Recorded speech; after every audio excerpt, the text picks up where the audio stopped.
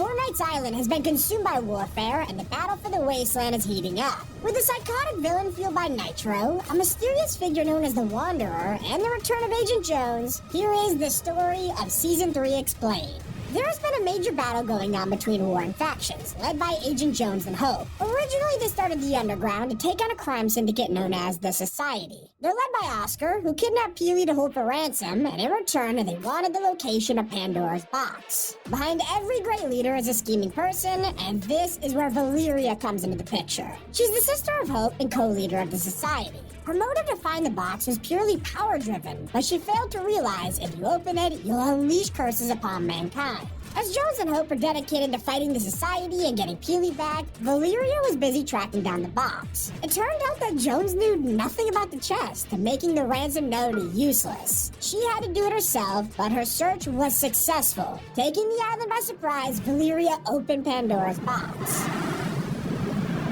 The box unleashed Greek mythology on the island, and this is what thrusted us into an ongoing battle between Zeus and the Underground. Peely had been saved, but Hope turned her attention to a threat that wasn't just fighting them, but all of humanity. Zeus was furious and demanded that all mortals had to be vanquished. This led to months of war, until finally, at the end of Season 2, we foiled his plan.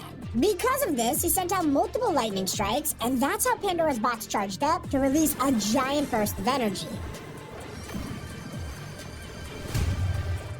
Now the sandstorm is approaching, ready to wreck the island and to bring Season 3's villain to our shores.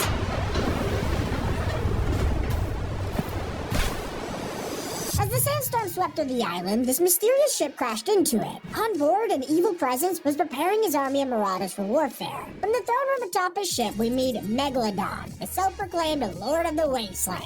He's a juiced-up apex predator who wears this unique armor. He powers it all with a mysterious orange liquid. This flows through his veins, fueling his powerful fists, and we call it Nitro. Megalodon is obsessed with this resource because it's also used to power his ship, the Leviathan. After crashing into the island, this gigantic boat ran out of juice, and now the fuel gauge is stuck at 0.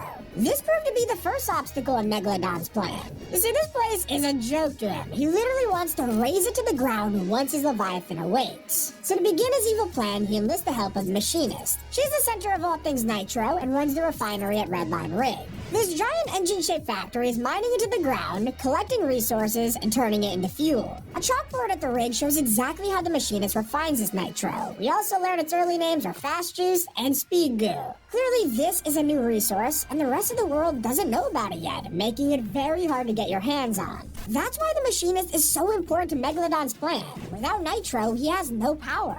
As a result, new pipelines are under emergency construction, with the flow going straight to the Leviathan, letting them refuel and ravage the island. This season, we have no choice but to stop him after he made a massive mistake, revealing his evil plan on a live transmission.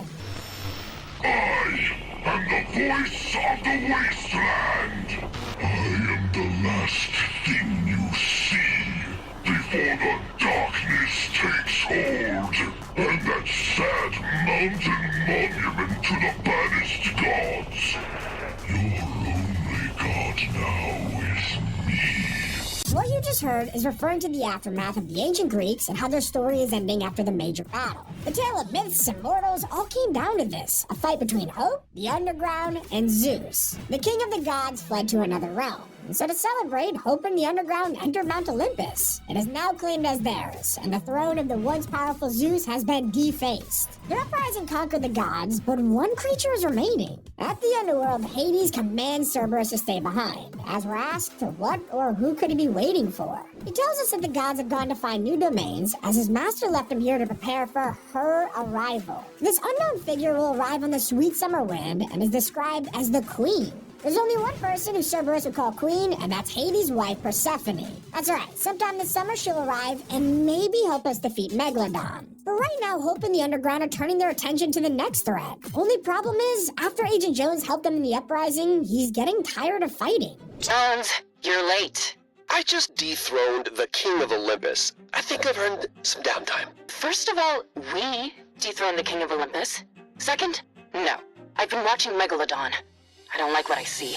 Ignoring Jones's arrogance, they set their sights on Dawn, realizing that everything they work to save is at stake yet again. After unleashing Pandora's box with her sister, Hope feels guilty that this is happening and is determined to fix it. Jones prepares to help us with the Underground's plan as we train to take down Megalodon. Just so you know, Hope here has a little bit of a habit of picking a fight with the biggest bully she can find. So, we should make sure that we are in fighting shape. The man's a full-blown wannabe tyrant. He wants to take the island, and he might just be strong enough. We begin to prepare supplies, but Hope gets concerned with something her surveillance equipment is picking up. I heard something out there I really don't like. Like, bad something or bad something? Just chatter, I hope.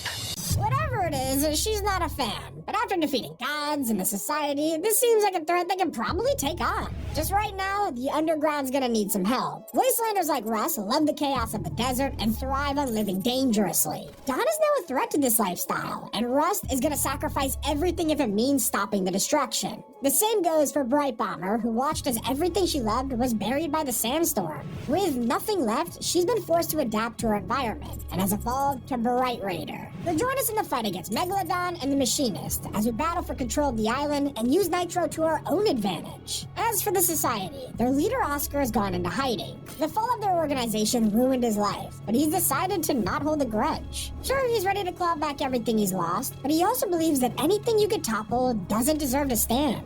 In rebuilding his society, Megalodon also poses a threat. After all, there's only one spot at the top. He even says Tiger vs. Shark. I'm curious how that bout would go. So how would this play out? We're currently watching as the battle for the Wasteland begins to unfold. We'll have to pick a side, choosing to back the Underground or Megalodon and his Marauders. It feels like Fortnite's building him up to surprise us. Now we know someone 10 times more powerful is about to show their face. The secret outfit is a crossover, which would normally be written off as nothing to do with the story, but this time it's different. Magneto has embraced the Wasteland, inverting his cape to fit the weather conditions, taking up spike gauntlets and armor from scrap. This reinvention of himself means he'll contribute to the battle and take us directly into the future of the storyline. We know for a fact that Season 4 will be focused around Marvel superheroes, the second time this has happened in the storyline. There's a strong chance that Magneto will help us fight against Megalodon and take Nitro for himself. Maybe he realizes that this is just the start of the threats against the island, noticing how it's been the center of the Omniverse since the beginning.